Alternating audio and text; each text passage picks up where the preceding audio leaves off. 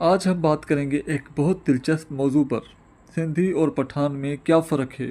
सबसे पहले बात करते हैं इलाके की। सिंधी लोग ज़्यादातर सिंध में रहते हैं, जैसे कराची, हैदराबाद, सक्खर, लाड़काना। और पठान लोग ज़्यादातर खैबर पख्तूनख्वा और बलूचिस्तान के कुछ हिस्सों में हैं और ज़्यादातर कराची में भी। अब बात करते हैं ज़बान की। सिंधी लोग सिंधी ज़बान बोलते हैं और पठान लोग पश्तो ज़बान बोलते हैं।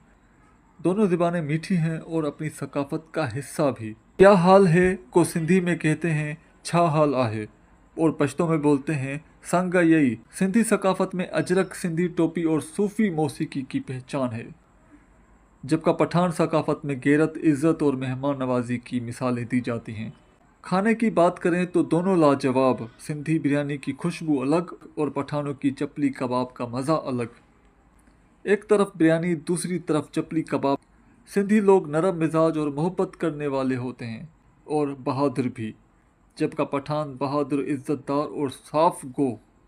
दोनों की अपनी शान है, लेकिन याद रखें हम सब पाकिस्तानी हैं और यही हमारी असल पहचान है।